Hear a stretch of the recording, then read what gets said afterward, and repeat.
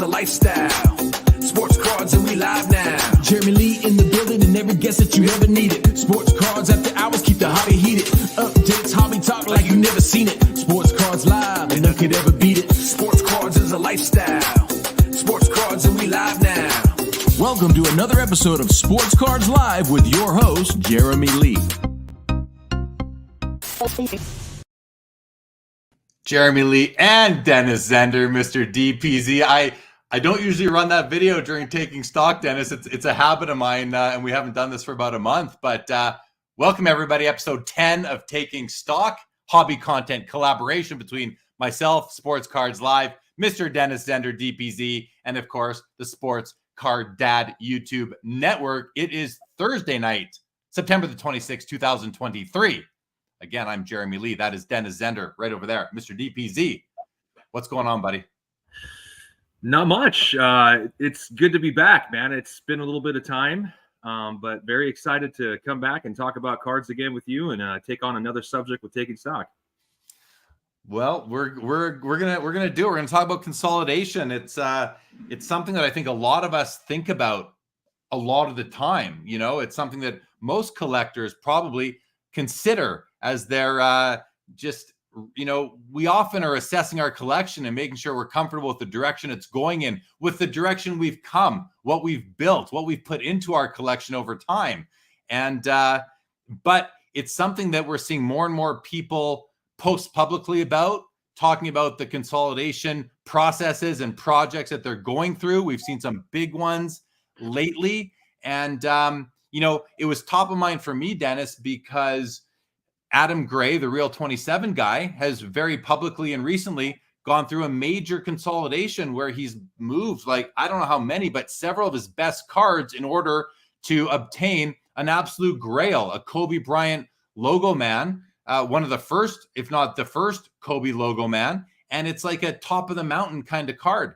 And so I've talked about that with him, and I helped, talked about the whole decision with him. And MK Sports Cards on Instagram, another person who goes through lots of consolidations. He seems like he's constantly posting up cards going off to fund your cards.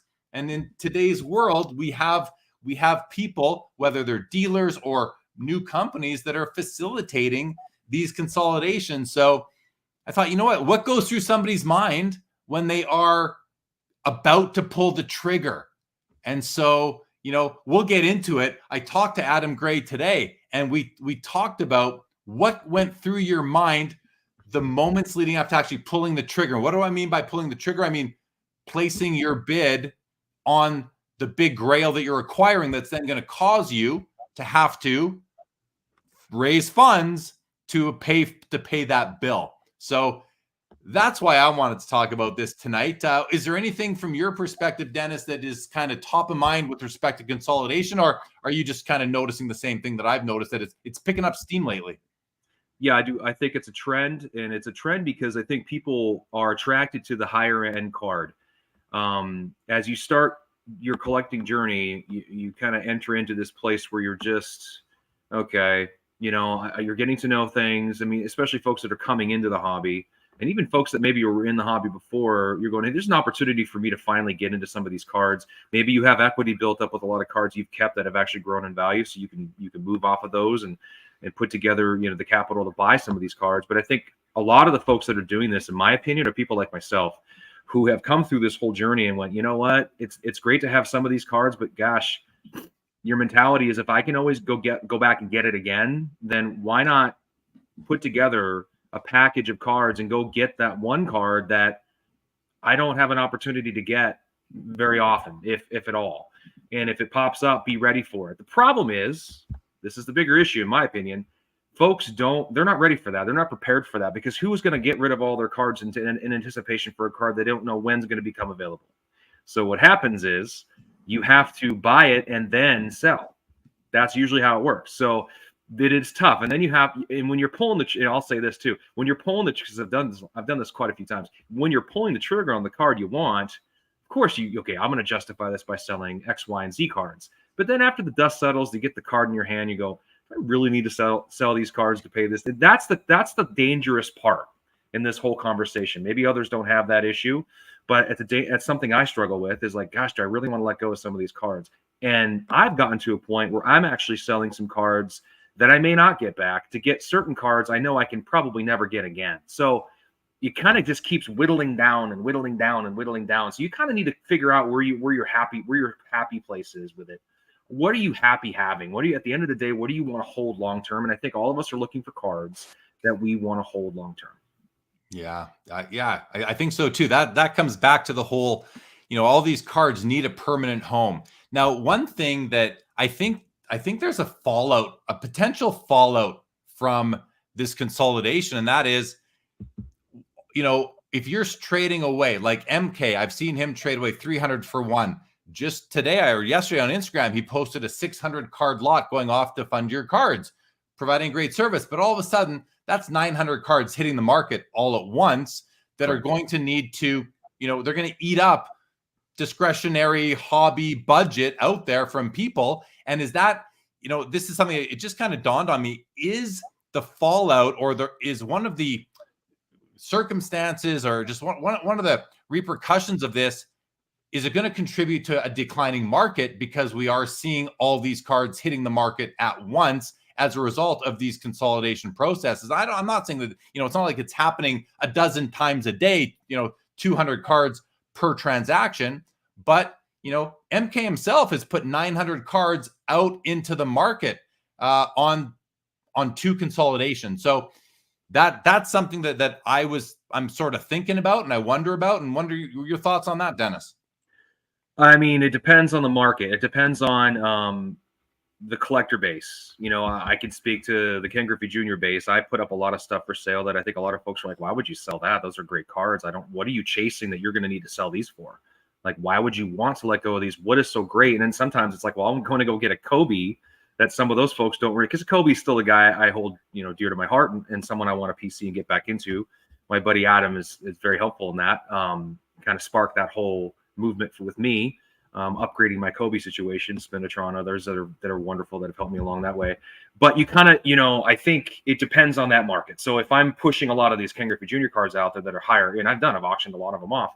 Yeah, you can kind of test the market and see what they're really worth, and that also teaches you maybe some of these cards that you thought were really, really sought after and valuable maybe aren't as sought after and valuable as you thought they were.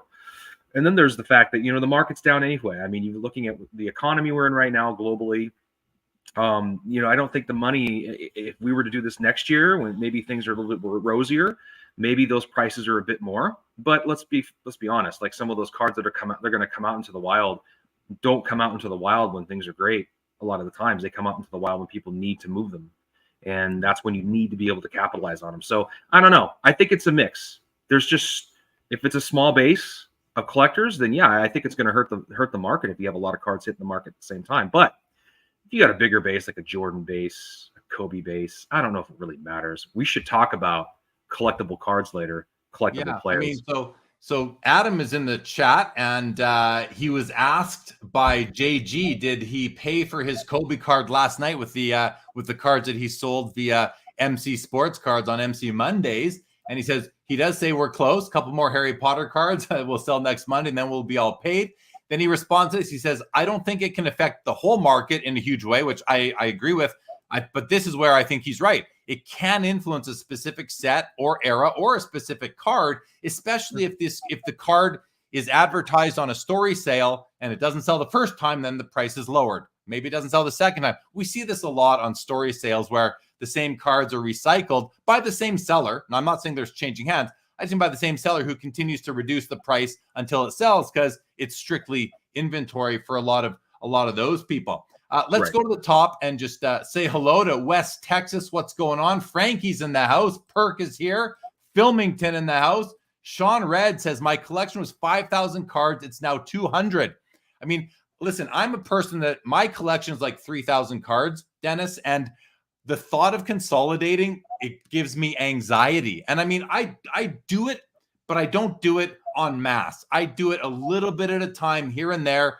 Every twice a year, pretty much, I go through the collection and I decide, what do I no longer love as much as I once did? What am I willing to move? but it's not like a directed consolidation play. It's more like, okay, I'm going to sell these cards. The money's going to come in, and then I'm going to put them into other cards on other platforms or wherever. But it's not like a 1-for-1 thing or a 20-for-1. It's just, regular course of buying and selling. But when you have as many cards as Sean Red had, and you got down to 200, that's an accomplishment. Yeah. But I have to think that there was anxiety. I'm guessing maybe there wasn't, but for me, when I think about it, I get anxiety thinking about it. Which cards am I willing to move, and am I going to regret selling them later? Something Adam said to me was that, and I think this is really important, and he also said it on his podcast, the Basketball Card Podcast, was that he said he doesn't have any regret, like any seller's regret, but he has sadness. Like he's going to be sad to see some of these cards go. And I think that's just, we go through a grieving process at times when we move a card. Sometimes we wish we didn't. Sometimes we're okay with it. But I think you go through a grieving process, especially when you're moving a significant portion of your collection, regardless of what's coming back. So thoughts on that, Dennis? I think that the amount of cards you have that you consider enough is different for everybody. I think everybody has a different level of like, this seems like a lot for me. This doesn't seem like very much for me. I can consolidate down from this. Like I have like 16 slabbed cards now. 16. I used to have hundreds, and I've been dancing down in that area for a while now. But I feel really good about the 16 that I do have. I feel like there's a handful of them I'll never get back if I sell. But do I miss some of the cards I moved to get these 16? Yeah, I do. But I'm also trained myself, and I've learned and grown to go, okay, what's the pop? Can I get it back? To me, it's about getting it back, and can I get it back at some point? And if there's no way, if I don't feel like it's going to be attainable, then I'm going to maybe think twice about moving that card. I also think consolidating has to happen, and let's just use the common denominator in consolidation. Let's be honest, is because we just don't have all this disposable income to go buy whatever card we want when we want to get it. There might be great cards we want to buy, but they're just out of our range, and we have to move cards together to get them. If we had Bill Gates' pocketbook, then we could just go buy the cards we want and be happy and not have to move any cards. It's sort of an exercise in financial, providence and being smart about how we, manage that. And everybody has a different situation when it comes to that. So the stuff that I have might be completely out of the book for some other people, or some stuff that you have or other people have may be completely out of the book for me.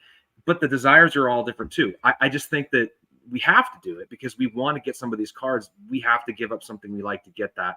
There's something about that makes getting that card rewarding. And Adam can probably speak to that. And him and I talk a lot. And I know that it's redeeming to get something like that in your hands.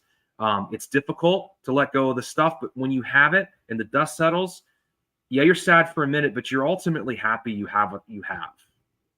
Yeah, that's why the people that I've spoken to that do consolidate, that's what they're looking for, is that King of the Hill card, top of the mountain, the epic grail. And I understand that.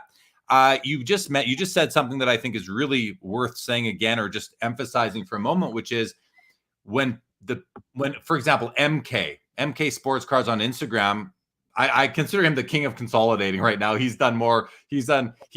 Anyway, he made the point that the cards that he's trading away are cards for the most part that he thinks he can get back later. And I think that that's an important thing, right? And you mentioned with the populations or the print runs, like if you're going to go through a humongous consolidation and you are fearful that you might miss or regret moving some of those cards, at least try to focus in on the cards that you think you can get back in the future. I think that's a helpful way to look at it. Let's go to some more comments here. Chad likes the topic. Good stuff. Welcome to the show. Adam in the house. Matt Carpy. Danger is my middle name. Very good. Very good. Mike Petty says all around the mulberry bush, the monkey. Yeah. Okay. Anyway. Vintage card collector. Curious on your thoughts on risk of having fewer eggs in the basket, not investing, but the principle of an individual stock versus a mutual fund. And I made this comment earlier. I think Adam actually responds to this down below. He says, yeah, Jeremy and I talked about this earlier today. You're correct. It's the opposite. Yeah, I said it's the opposite of diversifying. But if your dream card is up, you got to get that thing, even if the cost hurts. That's the difference between sports cards and traditional, equity investing, is that there's nostalgia in cards. There's emotion in cards. There shouldn't be any nostalgia or emotion when it comes to investing. And this is what differentiates this space with investors, because we love the cards. The card might not be seen from an investor as this is the card, right? They're going to go, well, you probably, if you're really smart and if you analyzed all the data from the past 10 years, you should consolidate into this card. But you're going to say, I don't care about that card. I want this card because the auto is perfect. The patch is beautiful. There's a little string coming off of it. You know, the serial number is jersey number. It is from an important set that's critical to the hobby. It's an iconic set. It's a card that just looks just right. There's something about this card that just dances off the freaking, you know, paper. It's just amazing. I need this card. It's not about the investment. Investment is like emotionless decision making. It's not. You know, with cards are it's like a romantic thing. It's like there's emotion. You're romancing the whole thing. It's not, you know, that's why this whole, I mean, when he started out, you come back into the hobby, it's all about investing. I caught that bug too. I was buying into all that too. And then you kind of realize, no, it's not. Yeah, and in a way, you want to have a good store of value in your card. You'd love it to go up in time, and you want to be positioned in cards that will do that. But at the end of the day, you love the cards. You want to hold the cards. You want to, with all the the provenance that comes with that particular card. Who held it before? Who was the original owner? Who graded it? You know, how important is it to the hobby? How many people do you know would want it right now and ask you? You know, I've got a handful of cards. I know people, you know, are asking me, hey, where do you sell that? Let me know. To me, that's an important thing. That means it's an important card to the hobby, not just, you know, from a value standpoint. So I don't know. There's way more than goes into it. Oh, there's a lot for sure. I'm going to read a bunch of comments here because there's been some good ones. Latrell Spreewell says, I think consolidation is healthy at times, but when I do consolidation, it means I'm giving up 2 to 4 cards for a nicer one. So that's like micro consolidating. Mike Petty says, you know why they call them why they call PSA 10 one of ones? Because they're worth 1 cent. I don't really understand how that fits in, but okay, Mike. I think I get it a little bit.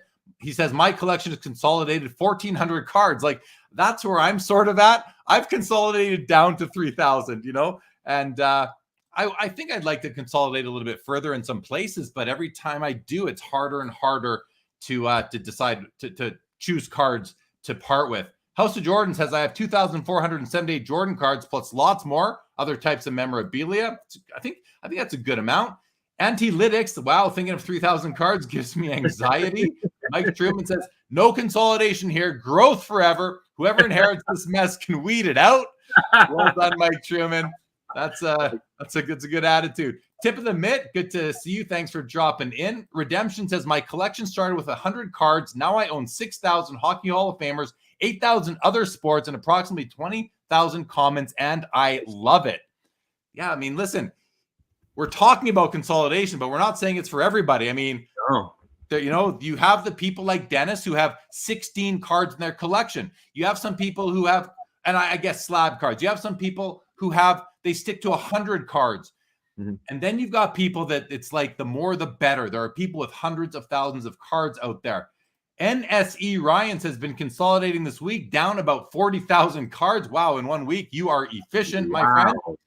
Tip of the mitt, I finally decided to consolidate my collection big time. Too much bulk on hand. Time to let go. Yeah, I mean, I get that totally. Sean Red said, I had a little anxiety because I owned some of them for 40 years, but felt great when I bought the ones back in high grades that I really loved. That speaks to buying them back, because you said it, Dennis, consolidating is only required. It's only a necessity when you don't have the money to buy the card you want. So you have to go, or you've set the rule that the only money you spend on cards comes from cards. And if that's a boundary that you put up for yourself, I love it. I respect it. But you probably don't have millions in the bank, right? If you've set that boundary for yourself. So it really comes down to, what are your financial resources like? Why do you need to consolidate, or are you doing it out of sport just for fun to see if you can do it, which means you probably don't care about the values anyway in some cases. So, you know, it's fun as well. Adam Gray says, one thing that that's MK Sports Cards, Mike Kant said to me when I was planning on bidding on the Kobe logo, man, he said, I've never gone through the process of selling a ton for a single card and regretted it later. So yeah, I mean, that's good to know that people who have gone through the process don't look back. I think it's really, really, really important. I want to make sure Adam gets the proper credit here. I know you've given it to him, Jeremy, but I want to add more to it. The card that Adam holds in his hand from a Kobe guy is so important. It's such a unicorn card that some people might say I'd sell everything I have to get it. It's a card you never see. It's vital. It's like one of those things that's like everybody has a different version of what a grail card is. This one is so rare and so important and so cool that it doesn't even live on any list, because people just, you just forget about it. It's just one person has it. Adam has that card now.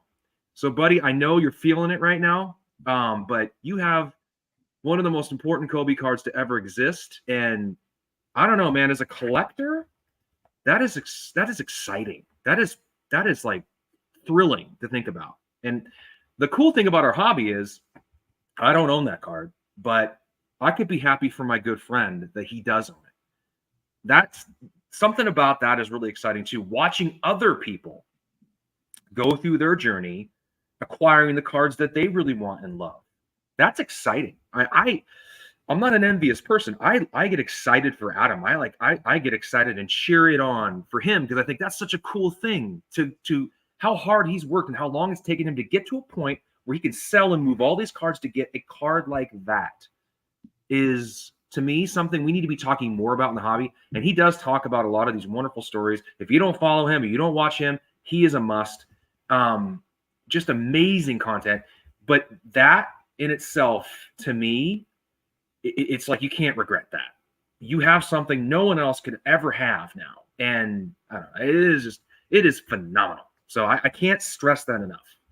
Well, Adam Adam isn't a rookie collector or hobbyist. Like he didn't go into that nope. consolidation play like eyes wide shut. He went in eyes wide open. He thought about it fully. I'm sure he consulted with his psychiatrist on it. I don't know that he has. I'm just saying, like Adam would have really thought this through. But also, and there's a comment right here. Mike Petty says that when you live in a fire zone, you have to be ready to take everything at a moment's notice. Which that's a really legitimate comment right there. Like, I can't load up if I have to get out of here. I can't load up all of my cards and the kids and a couple other things and get going. Like, you have to leave some cards behind. When you have under 100 cards or whatever it is, it's pretty easy to grab them along with your family members. Just grab the kids first. Kids first, then the cards. That's what I recommend that. But Mike Petty makes a good point, and it's true. You also the whole thing about having that one humongous card in the hobby, like that's. Listen, I don't think everybody is striving for that. That's a hobbyist, that's a collector. But it's like for me, people often ask the question, what would you rather have? 1 $10,000 cards or 10 $1,000 cards? That's a good I'm point. a 10 $1,000 card guy. That's what I prefer. I want more cards to look at personally. But I also have so many cards that I can consolidate and still have a very broad collection. So that's just, again, I'm not alone like that. There's many people that have collections like I do. And when you're starting with so many cards, like if you only have 50 cards and a big card comes up, you got to trade away 35 or 40 of your cards for it. Well, now you're moving 80% of your collection.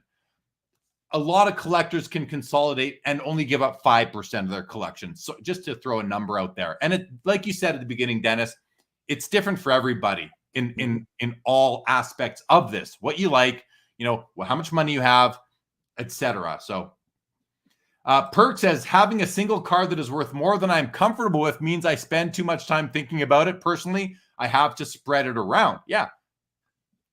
Like that's cool. That makes a lot of sense. There's no right or wrong here, everybody. Like that's the thing. There's no right or wrong. It's just, what do you prefer? And we're just talking about the different approaches, I guess. Latrell says, I have to collect on a budget, and when I purchase something nice, I have to sell something else nice that I don't want as much. That's just how I'm able to stay in this hobby. And I think really that's just how you're able to keep interested in the hobby, because it's one thing to have your collection and be done, but we all like to have cards coming in and do deals and move things or have some change. Like that's fun too. So I greatly appreciate, like, these are great comments so far, everybody, as well. Yo Kev says, I found I enjoy the hobby more with no expectations or selling to buy another, especially when my player is more of the purist in the sport, like a Jamal Crawford. Latrell, I wish I could just buy up all the cards, but I don't have unlimited funds, so I have to make tough decisions, and that's just part. Yeah, that's how it goes for most people. Most people can't just outlay $100,000 when a logo man comes out, or $1 million, or $5,000, or even $500. Like, it blows my mind how money seems to be devalued so much if you're in this hobby. If you've been in this hobby for the last 5 years, money seems to be worth so little nowadays because of how expensive some of these awesome cards are. Ryan says, I've always been quantity over quality, but for my family's sake, I need to consolidate. I'd hate to leave this mess for them. That's just a real considerate play right there by Ryan to make sure that you're not burdening your family with a big mess of a collection like someone up above, I forget who it was, is basically planning to do. But that was pretty funny. Adam says, I think the great collections that were made under difficult rules and budgets are more impressive to me than the guys who have unlimited funds. Well, yeah, I agree. I agree with that. It's like, when you see the people that we either know or suspect have multi-millions, if not billions of dollars, and they post cards, it's not all that impressive. But when somebody who is really playing it out posts a big card, it's like you're just happier for them for some reason. Even though when the big accounts get a real tough card that they've been looking for, and by big, I just mean the wealthy people, I'm happy for them too. I don't care how much money you have. I'm still happy when any collector, reels in a big fish. Justin Bode, good evening to you. Rubicon says, when we die, our families will sell the cards for peanuts. Let's put everything in perspective. I've seen this many times. And, this is off topic, but a really important comment by Rubicon here, which is, plan for your ultimate demise, people. People, you can get hit by that proverbial bus any day, and you don't know it that morning when you wake up. So have your ducks in a row. Have everything in order before you die, because you want to leave your family with as much money out of this at the end of the day. It's your collection, but to them it's going to be money in most cases. So do right by them and have a plan in place. Have a document with your estate papers that basically says, upon my demise, I want these cards to be, sold on consignment via such and such, or whoever you're close with, whoever you trust. That's really important stuff right there. I have a paper with my last will and testament with pure directions specifically for my card collection, where they're going to go, who's going to sell them on behalf of my family. Whenever that happens, it could happen tomorrow, happen 40 years from now, maybe 50. We'll see how old I am. Mookie Chilson says, can either of you name a card that you've sold, regretted selling, and then haven't been able to buy it back? I feel like I've always been able to get the card back. I don't have one. How about you, Dennis? Well, I'm hanging on to a few of them that I know I can't sell and get back. So I'm not going to move those cards. There's a card I really wish I didn't sell. It's a 97 embossed refractor, King Griffey Jr., 97 finest embossed. So it's just a beautiful card. But the catch is I kind of want the 97 power gold refractor embossed, which is like a big deal card for the Griffey community. So that I feel like I can replace that card with that card at some point and be happier. So nothing yet that I feel like I'm never going to get that back. But who knows? We'll see how it goes. Good question, though. Yeah, really good. I don't have one where it's like I regret it, but there are cards that I've let go that I would like to reacquire, but I don't want to spend the money to get them because, when I sold them, I got $500 for them, and now they're $5,000 cards. So sure, I could go buy that card, sell a couple cards, or just buy it outright, but I don't want to spend. I had it. I've had my time with it. That's another kind of thing to work into this discussion or just this thought process when you're thinking about your own collection is, I'm not going to speak for everybody, but here's a line of thought that I've come across recently. we are not meant to own these cards forever. If you own a card for a year or 5 years or 10 years and then move it, I mean, you've had the privilege, the enjoyment of owning that card for that period of time. There is some gratification in moving a card to another collector who's going to love it going forward. It's like spreading the wealth.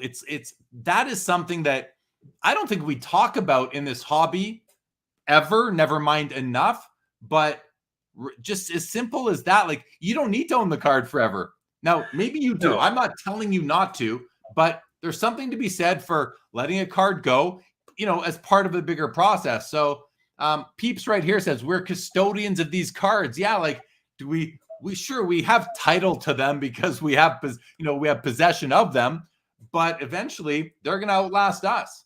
Do you want to jump in? Yeah, no, I picked up a card from our good friend Spinatron. It was a big Kobe card, a super patch from '99 game jersey, BGS 9, and there's they're numbered out of 24, I believe. Adam will correct me here if I'm wrong. A beautiful card, a very big deal card. It doesn't sell. There's like 4 of them that exist graded anyway, and I'm sure the rest of them you'll never see ever again because you have collectors that'll just keep them. That's a card he held forever, for a long, long time. I take that very seriously. I'm now telling everybody that listens to this, putting myself on blast. I take that very seriously. That card, to me, needs to stay in my collection the longest because that's a card that he valued so much that he wouldn't move it until now. He was doing his own consolidating. I think that, I take that very seriously. So now I'm the custodian of that card, and that card's a big deal to me. And it'd take a lot for me to have to actually sell that card at this point. Yeah. Knowing everything about it, right? It's different from just buying the card. And the cards I have now, I had to work really hard to get. So I feel like there's a handful of them that I know who sold the card to me. They reached out to me. We worked out a deal. It was a long process. It's not one of those. I have very few cards, like probably 1 or 2 maybe, where it's like a spontaneous, wow, this is a cool card, I want to go get it. Most of them they were like projects to get them. Like kind of what Adam was doing with this logo man. There's you have to earn it, man. There's sweat equity in that thing. It's like, it's hard to get rid of that now because you put all this energy into it, right? I mean, there's all this back and forth.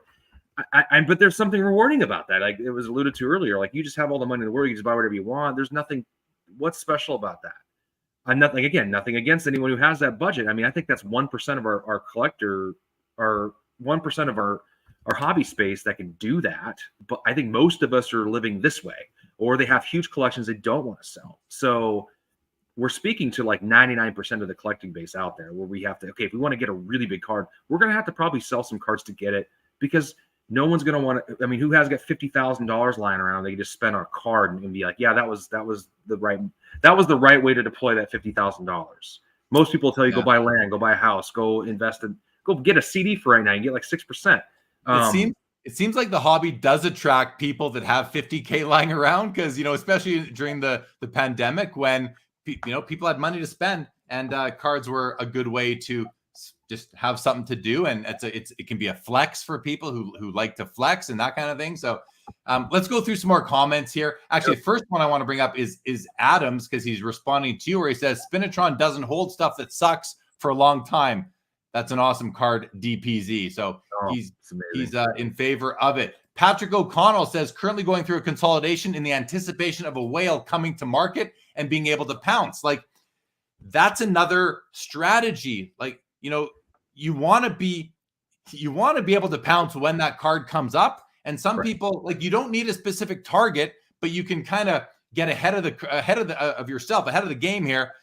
Get your war chest built up so that when something does come, now you can go buy it. But you have to be careful not to buy cards you really like, but that you don't absolutely love. Like, don't squander that war chest on the cards that, just because you're bored, sort of thing. And it's so easy to do that. I'm guilty of that. We all are. He goes on to say, as a big fan of less higher valued cards, makes moving things easier logistically. There's obviously a bigger market, the lower the value. Redemption says, never have I heard anyone say my collection is complete and stop buying or trading. Maybe investors, because for them it's it's a product they can broker. Yeah, right. You're giving him an applause because he's exactly right. I don't know. Art collections, this is a lifelong journey. This is a hobby. This isn't, there is really no, I have end goals within my collection. Like, you know, I need 10 more cards for the set I'm building, but I'm never going to stop adding cards to my collection. No, I say when I'm 75, I will, but we'll see what happens when I get there. You'll be 77 and you'll still want something else. It's part of who we are. Exactly. John says, I do a lot of rookie prospecting in hockey and buy higher end cards of the players I pick. The issue with hockey is that the liquidity is limited to unload the cards. I'm patiently waiting. Yeah, I mean, you do have the whole country of Canada in your corner, but I guess it's tougher than the other three major sports. Okay, we did that one from Adam already. So I'm gonna just kind of pause from the comments for a moment and just, so what I did in preparing for this episode, and I let Dennis is aware of this, is I solicited some of my good hobby friends on Instagram in private chat. And I said, like, here's what we're talking about tonight. Do you guys have any tips, comments, anything? So I heard from a few guys. I'm just going to read a couple of these things and would like to get some of your response to these comments. Adam Gray, we'll start with him. I don't think I mentioned this before, but I actually did, but I'll just say it in different words. When he placed that bid on that Kobe, he literally sat and looked at his computer screen for half an hour before thinking about all the reasons why he should or shouldn't make this play. And I think it's really important for people to do that, you know, to think things through. So do that. Just think about it. Try not to act impulsively, but sometimes you have to act fast. But you can act fast and not be impulsive. You just have to think logically, think it through before you make the play. Spur Fanatic said, consolidation is like an accordion. Every time I thin the pile to buy something big, it quickly grows back to its regular form. So consolidation could be like the person who goes on a diet, right? Every year you go on a diet, right? You lose 40 pounds. You're starting at 250. You lose 30 pounds. You're down to 220. You gain them back. You lose them. You gain them back, right?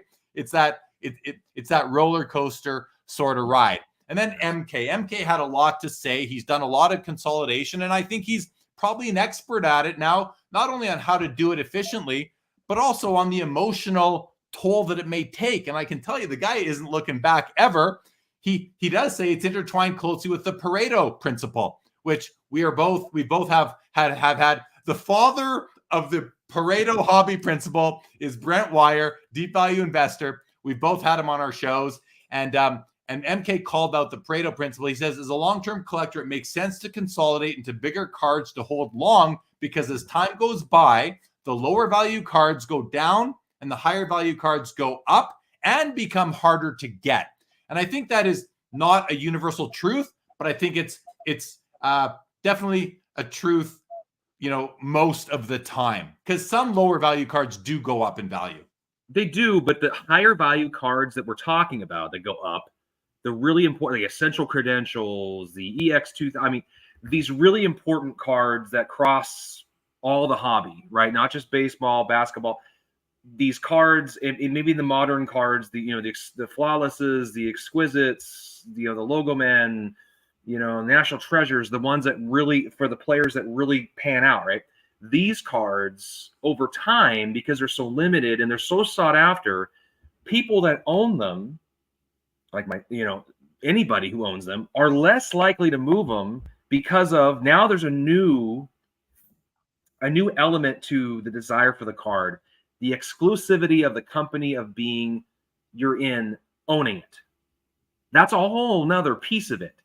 Going, I am one of 5 people that own this card. I know the other 2 people out of the 3 people that own this card. How cool is that? You become part of this sort of fraternity of ownership of a card. It's a whole nother level of cool that adds to it. And as time goes on, these cards become harder to get. I think people are going to be less likely to move them. So you kind of, I don't know. I would never tell anybody, go grab whatever you can, sell everything you got to get a card, because that's going to happen. Who knows what cards that's going to happen to, but it's probably more likely it'll happen to the card that's already rare and sought after and in demand now than what could become that later, like swimming upstream, I guess, or swimming downstream or upstream. There's an analogy in there somewhere. Yeah. Well, okay, let me get back to some of MK's further comments. Then I got some counter stuff here. But he goes on to say his experience with consolidation is at first most collectors are against it, himself included, because it's hard to let go of cards. I think we all kind of feel that way. But once you start, it's very gratifying acquiring cards you never dreamed of owning, and then it becomes addictive and easier to do, which I learned that the first time I sold any cards was the more you sell, the easier it becomes to sell. And that's, I don't know, maybe that's just a psychology or my psychology and others, I'm sure. He said, and now it's easier than ever to consolidate because dealers are willing to trade down, and you've got services out there who are facilitating this, like Fund Your Cards and MC Sports Cards, among others, I'm sure, who are taking an active role in doing this.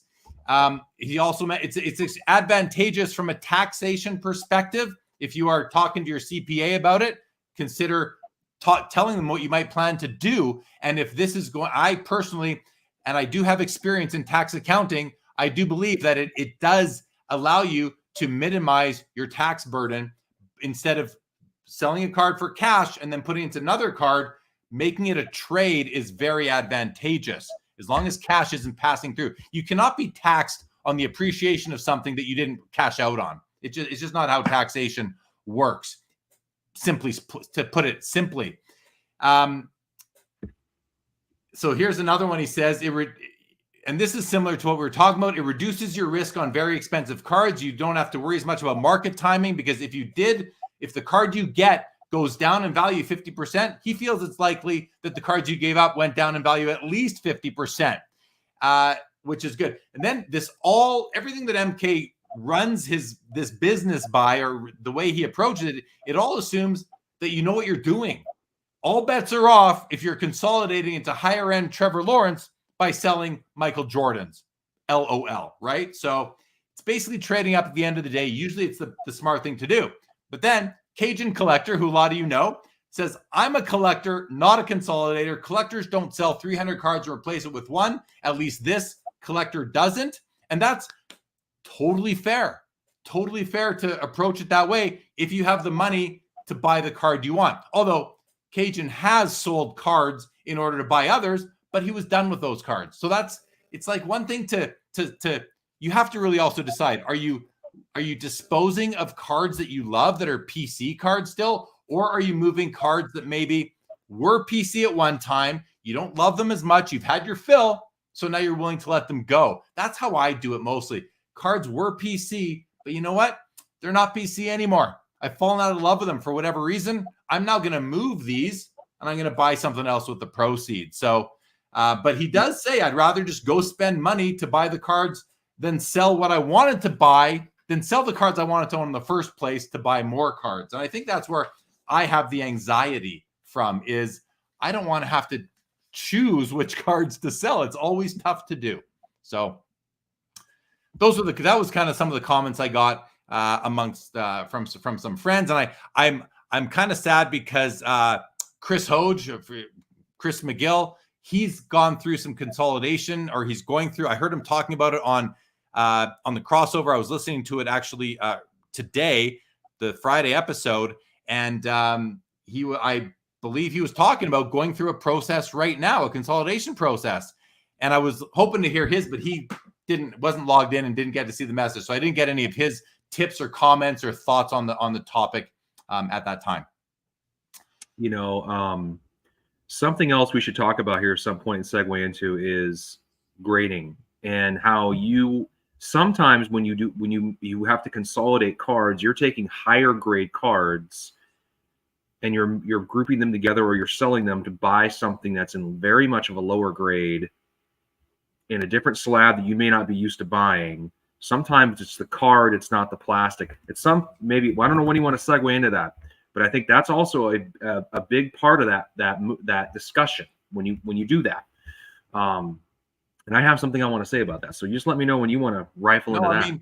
I think we've got a lot here. There's some more comments I'm going to run through. Let me run through some more comments here, and we can pick that up shortly if that's okay with you.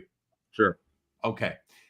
John says, hopefully the CCP in China makes hockey the second sport available on their live broadcast. The only reason the NBA is popular in China is because it's the only Western sport that's available to them. And that makes sense to me right there. Peep says, how about a card either you once held in high regard that you would now sell?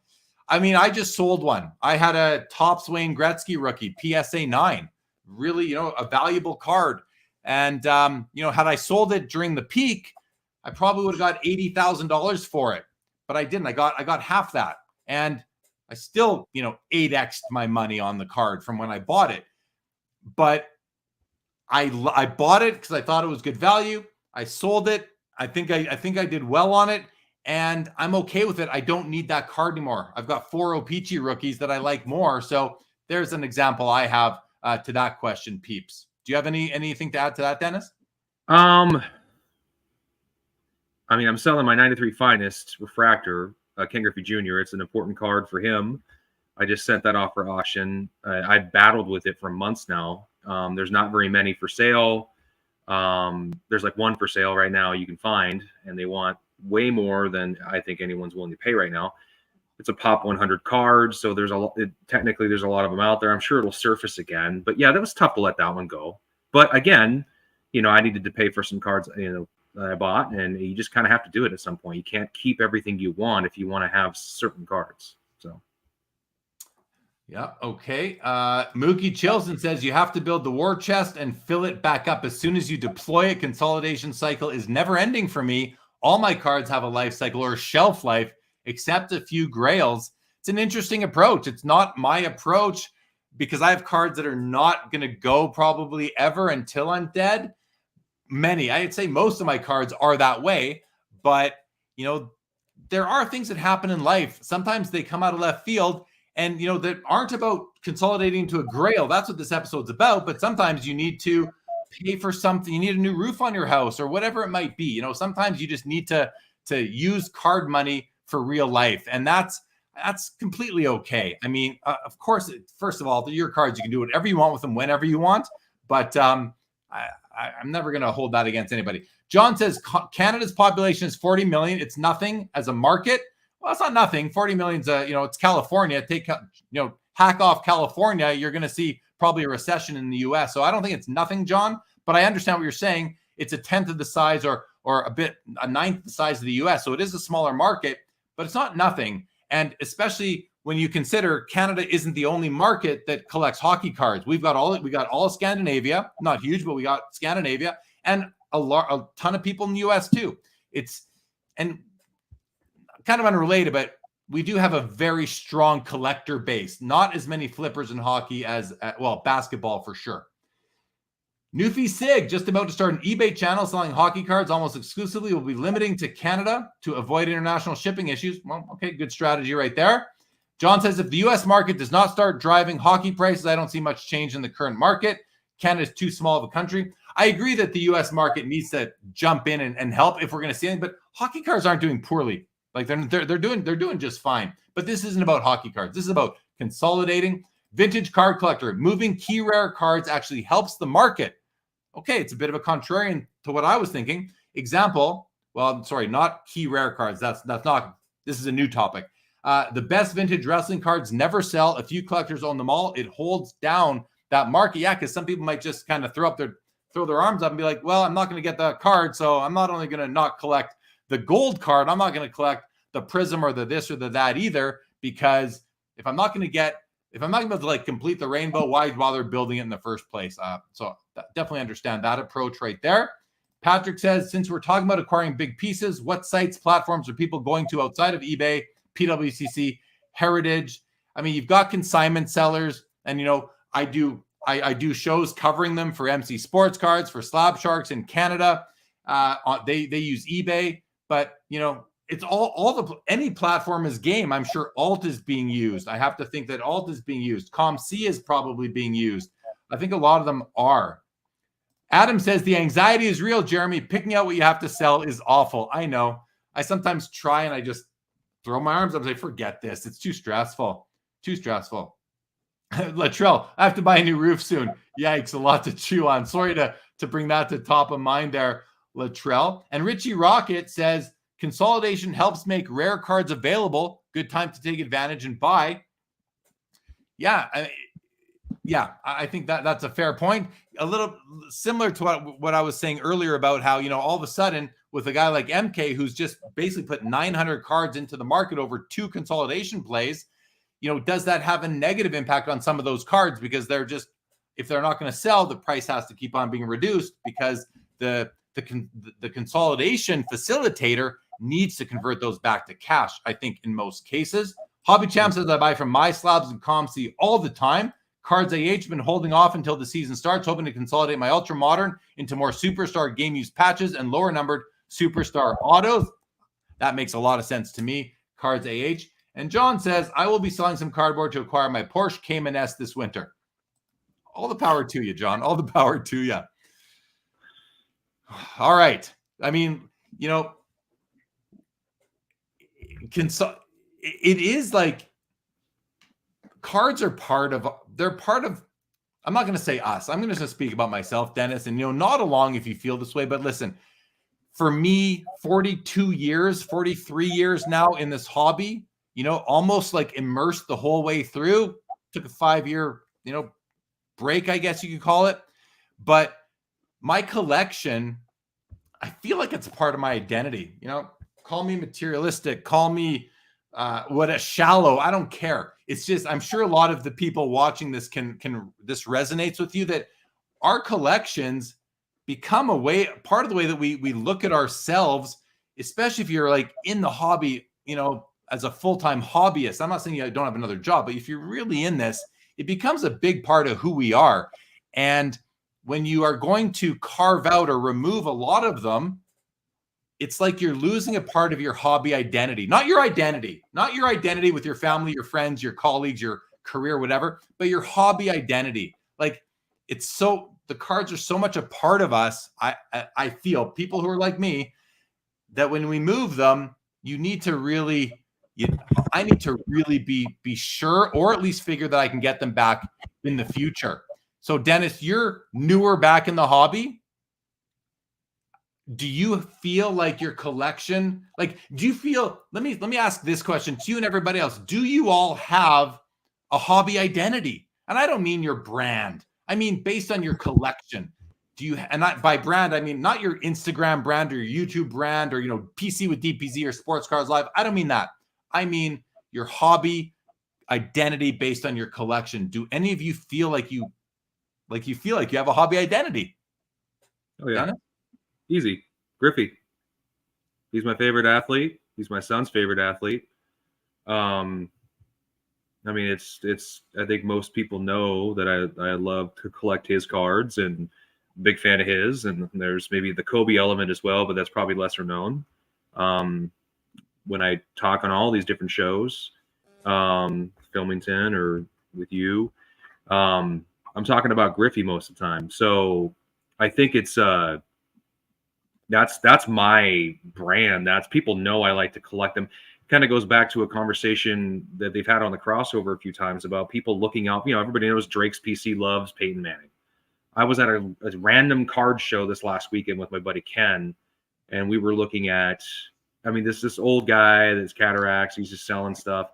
And I went to the Peyton Manning section just to thumb through it to see if there's anything there that maybe Drake would like.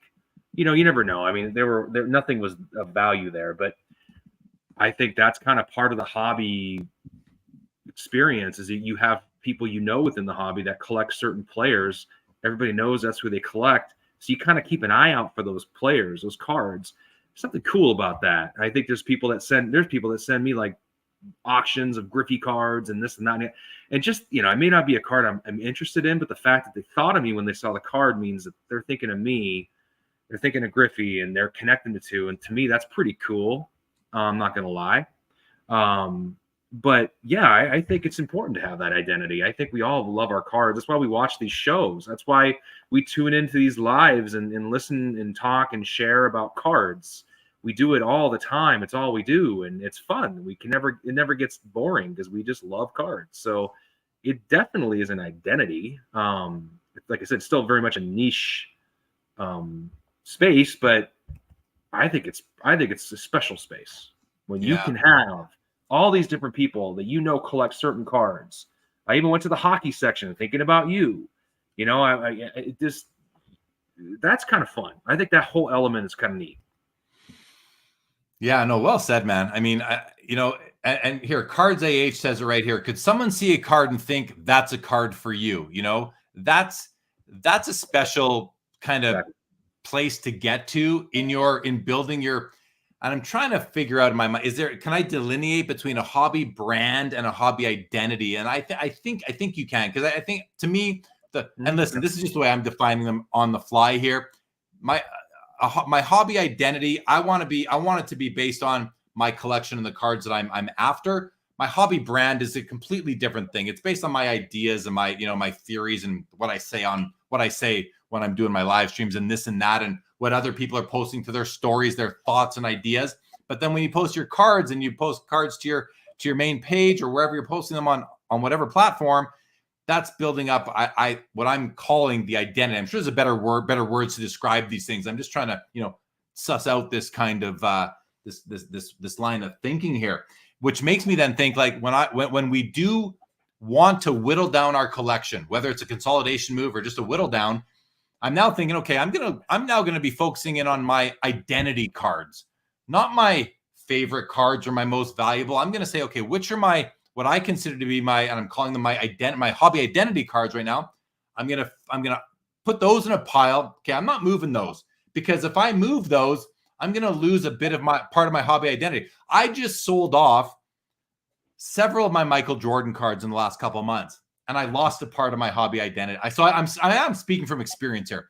I lost a piece of my hobby identity when I disposed of those cards, and I'm okay with doing it, but I hope to, and I've got so many other cards still that it's like, I'm gonna miss some of them greatly, but I'm also thinking, okay, they were high grade. I'll buy them back in lower grade. I don't need, gem mint copies. I'm good with a near mint copy. Lots of these cards, I'll buy them back for 10% of what I sold the PSA 10 for. I'll buy the 8 for 10% and have 90% of the money, in the bank or to buy other cards with. So identity cards is something that I'm thinking about right now as a result of this discussion. And I like, as you were saying, and as Cards AH says right here, a couple other people did put a comment in the chat here. House of Jordan says, my collection is my identity out east here in Nova Scotia, among other collectors.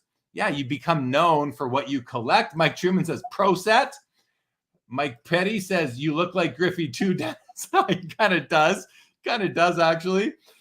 Justin Bode says, I'm still in the accumulation phase. Yeah, I mean, great. That's something else. Recognize where you are in the hobby. Don't think because we're talking about consolidation, you have to start looking at consolidating. You don't have to do it. Abel in Vegas says, my hobby identity is all over the place. It's eclectic, spurts. Lately, I've been adding a lot of Las Vegas players with a focus on Bryson Stott. Great approach. Cards AH, it's a good feeling when you get a few tags on Facebook because people see cards and think of you in your PC and know it fits your hobby identity. For sure. That's always a nice thing. Mookie says, I think of it less like a hobby identity, more like a few very curated exhibits in a very specific wing of my cardboard museum. Yeah, that's a great way of putting it, Mookie. A really good way, and that's probably a better way than I was saying it. So thank you for that, for those words right there for myself. That's going to help me see this clearer, actually. Sean Red says, my collecting identity is collecting the top 20 hockey players that played in the NHL from 1980 to current. A nice, well-defined approach right there. Brett S., it's like having a finger amputated. Sure, you have others, but you missed the one that is gone, right? That's a little harsh. I don't know about losing a finger, but okay. But he gets the point through because, it is a part of you. Like the cards, it's not like the cards are, attached to us, but mentally and emotionally, they are a part of you. And I get the analogy. I really understand that. Richie says, how would you differentiate identity cards from favorite cards? Will they not be the same? Maybe. Got to think it through. This isn't a well thought out line of discussion here. I'm literally on the fly. Baseball card here says, I don't have an identity, but I have very few specific focuses. However, they cover several eras of baseball cards. Yeah, that's a great way to do it too. The Timster hobby identity is a real thing from a personal perspective and maybe a broader hobby perspective. Thanks, Timster. Ryan says literally going through the binder right now. Yeah, I mean, these discussions does get the mind racing, right? Sean Red says my collecting identity is collecting the top 20. I think we did that. Timster, I felt the same way as you, Jeremy, when I let go of some key cards, right? John says my hobby identity is 1979 Gretzky. That's more my brand, though, John. I would say that's more the brand because I analyze and do deep dives on those cards when I'm reviewing them on the PWCC shows that I do. So, but I hear you. I think I am known for the Gretzky card now. This last comment, anyway, keep going. I'll read it. I haven't read it yet. Should I put it on the screen and read it without seeing it? You got to just put it on. Jonah says, my wife's boyfriend consolidated his card collection from about 4,000 cards to 650. My wife's boyfriend. I mean, I had to okay. Baseball card says, my biggest issue with selling cards to fund other cards is I tell myself I'll buy it back later, and I never do. I don't think I've ever bought a card back that I've sold before.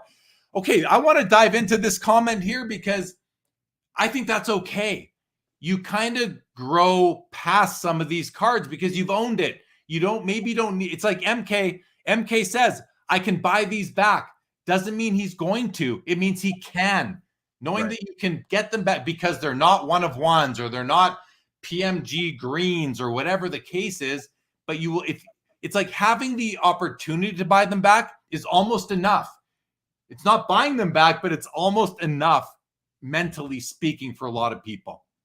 I'm still laughing to show this comment. That was a really good one. I know it's kind of silly, but that was really funny. That totally threw me because I'm like, wait, what? That's one of those live comments that you got to love lives. Anyway, sorry. You never know what to expect. You never know what to expect. Stooks joins us. Hello, Stooks. He says, you can sell cards that are part of your semi-permanent collection. I call that like the gray area. You know, I've got my PC, I've got my traders, and I've got this. Sorry, I got this limbo box. I used to have a box. I actually had a sticky on it that said limbo because there were cards that were in limbo. It's like, okay, because what I do when I'm whittling down the collection, whenever I do it, I don't just take the cards and sell them. They sit for like an extended period of time, weeks to months, before I actually let them go. And so they sit in limbo so that I can go back to them and say, okay, nah, there's 20 cards here. You 5 back in the family. The rest of you out of the will. You know, you're gone. You go. But if I can make a recommendation to people, give some advice based on how my experience, if your psychology is at all like mine, take a moment, let it simmer. Put the cards in limbo for a little while. When that might only be an hour or it might be a month, whatever it is for you. But let them sit in limbo for a bit, and then go through them again, review it again. It's like double checking your work in school. Double check that you weren't, because you know how they say, don't write an email response when you're emotionally fired up, right? Don't act on emotion. Well, you never know when you're going through your boxes or your cards, you might not be in the best mental state. I'm not saying you aren't or are, just you might not be. So go back and have another look before you actually ship them off. Get comfortable if you have the time to be able to do it. Sometimes you have to move quick to get the card you want. Rick Lyle, welcome to the show, says my collection was all over the place until Sports Cards Anonymous. That's Dakota. Wow, there's a blast from the kind of recent past. Anyway, talked about building a collection. Now I have one of the best Ernie Banks Topps Master sets on PSA. Congratulations, Rick. I'll just say you have one of the best according to the PSA graders on the time they graded them, but I know there's a big competition on the PSA set registry, no doubt about it, but I like the focus. Congratulations on the focus. That's if you can consume content and whoever you're watching or listening to can help you see things clearer, that's good content, right? I do it. I get inspired by content creators almost every day, Whether it's introducing me to a card I've never seen before, I thought, oh, there's a cool card. I'm going to research it. Now I'm going to go buy it and some of its friends from the set, or just thinking about other ways to approach the hobby. You know, our theories are our theories. They're in the four walls of our head until someone comes along and presents you with a theory that you think, oh, you know what, that's a better theory than my theory. I'm going to adopt that as my own, you know, and I'm going to kind of change my course. And to me, that's a sign of like intelligence, being able to recognize when someone presents an idea that makes more sense to you than the existing one did. Sorry, a little bit off topic there, but and baseball card, I will say a lot of the reason I haven't bought those cards back. Yeah, did you say those reasons? I'm curious what they are. Mookie Chilson says, Stuke, in my cardboard museum, there's a permanent collection, rotating exhibits that you cycle in and out of storage, and then visiting art that's just there on loan. Mookie, I love it. I love that. And this ties in, Dennis, don't you? Do you feel like this ties into the whole consolidation thing? Because to consolidate, you have to make decisions. And if you have a framework in place like Mookie is talking about, I think it's going to make the consolidation process less stressful. I don't know. I think it's always difficult, but I mean, we're always in constant curation. You know, we're in constant curation mode of our museum. So we're always buying and selling different exhibits because maybe we've grown tired of one of the exhibits, and it's time to move that off to someone who's not tired of it and wants to have it for a while. I really feel like this custodian of cards thing makes a lot of sense, especially with the collector cards. Not the cards of the, you know, Bowman prospect that flame out that nobody cares about anymore, like 5 years later. I'm talking about, you know, the real cards, the cards that matter and have this like provenance over time. Yeah, people want to share in that, right? So I think there's you know, you just kind of it just keeps moving. You know, it's like a living. I have a lot of guys in the Griffey group that have bought cards from me, or they won them from auction when I've auctioned them off, and now they have them, and then they're showing off, getting all excited about it. And there's a part of me that's kind of like, yeah, I missed that card, but I'm excited seeing it in somebody else's collection. Yeah, for sure. Yeah, that's a great approach. That's a great mindset right there that you have. We were asked earlier if, you know, and maybe even recently, I do have one experience where I sold a card. This was right at the beginning of the pandemic when we weren't sure what was going to happen, like right before a card started to take off. It was during the virtual expo. I think it was June of 2020, May or June. Anyway, I sold it was a Reggie Jackson rookie card, 69 tops, Reggie Jackson rookie card. It was in a PSA 8 holder. And I sold it. I think I got $1,500 for it, probably an $8,000 card now. And I missed it. I missed the card because I love that card. And it's one of those cards where I didn't let it sit in limbo long enough. I probably would have, you know, clawed it back and kept it. So at the National, the Atlantic City National, last year, 2022, very last day, I see this PSA 6.5 Reggie Jackson sitting in someone's cabinet in someone's showcase. And this thing was from the baseball card collector investor dealers Blazer division. Let me tell you, this thing it looks like a 9, but it's got, you know, if you look under, it's a white bordered card, so it's hard to tell if the corners have any real issues. But you look under, you can see a little bit of corner wear.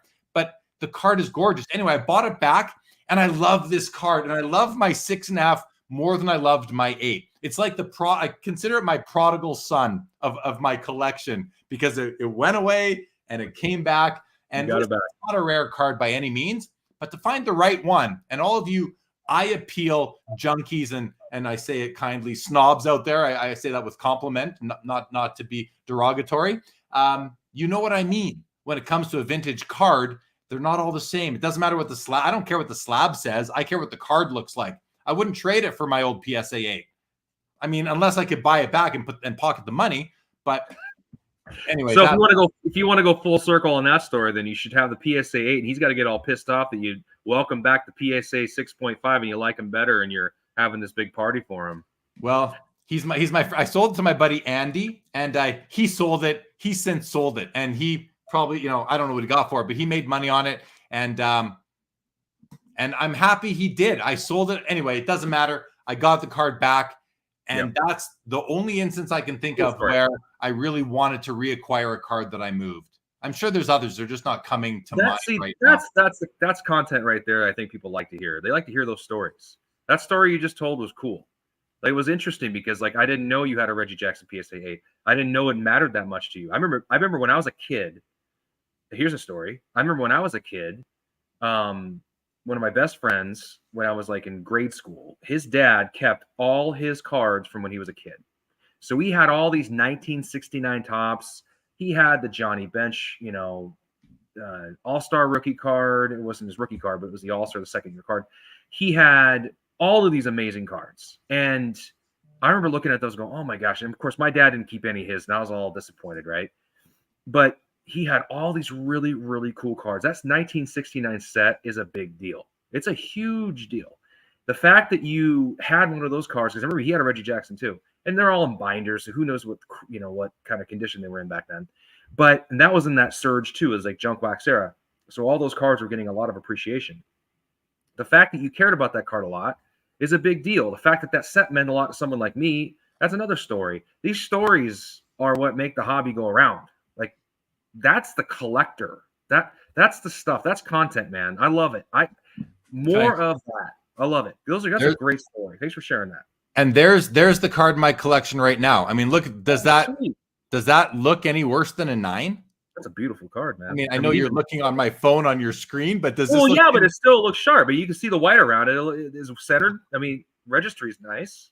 Registration, I mean. Beautiful. It pops right out, the blue. I mean, yeah, that's a gorgeous card. I love this card. I have a painting of this card in my rec room over behind the wall that's right in front of me here. Like, I love the card. I will never. This card is not going to be sold. I just love it too much. Okay, let's go to a couple comments here. So baseball card said, I will say a lot of the reason I haven't bought those cards back, I sold some of them pre-pandemic and have a hard time paying the prices now to get them back. Yeah, that's exactly why I don't buy. That's exact my experience too. I'm just going to keep it simple. My experience too, baseball card. Zach Pierce says, when you buy a card, it gives you a dopamine rush. When you sell one, it's hard to buy back because it's kind of like been there, done that.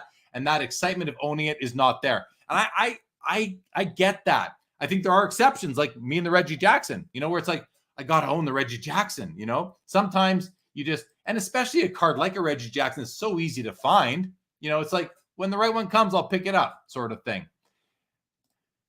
All right. Junk Wax Kid. I've been hyper-focused mostly on Hank Aaron and Willie Mays. It's fun to be zeroed in on a goal. It's fun, and it's going to also be economical as well in most cases. Mookie Chilson says, Jeremy, for all you know, the Reggie was cracked and resubbed, and now you own the same card. Will never happen when tag grades vintage. That's true. Maybe this is my old 8 is what he's getting at. But no, my old 8 was off-centered. I could probably find a picture of it somewhere. It was off-centered, and I got what I think is a perfectly centered 6.5. It's nicer than my 8. It's legit a nicer card than my 8. Buy the card, not the grade. And Mike Petty, I might have to buy a second 69 Reggie just out of principle. Do it, Mike. Do it. We can enjoy them together. All right, Dennis. I probably time to wrap up. We're an hour 15 in. That's usually like where we like to be. Mm-hmm. Chat, you guys. Listen, we it's been a while. Taking Stock is meant to be every second Tuesday. We're going to try to get back on track. We almost went with like a freestyle episode tonight, and then we honed in on consolidation. I'm glad we did, Dennis, because I think there's a lot of good stuff there. I really enjoyed doing the show tonight with you in the chat. We chat, you guys, both on the Sports Card Dad channel and on the Sports Cards Live channel. We are streaming this to 2 different channels right now. I want to thank all of you guys for joining and for all your comments. This was great. Saw some new faces, some old ones. Just thank you guys. Sincerely, thank you. And you too, Dennis. No, absolutely. You too, Jeremy. That was a really good topic. I feel like that's all we needed. And I think it's a topic that matters right now. I think a lot of folks are thinking about it. A lot of folks are doing it. It's fun to talk about it and see what everybody else's journey's been like and what they're thinking. So, thanks, chat. Good stuff. Yeah, thank you. Thank you, Jonas, for the final comment there. This was fun, everybody. We'll be back in a couple weeks. Have a great rest of your week, you guys. Tomorrow's Hump Day Wednesday. With that, this episode of Taking Stock is now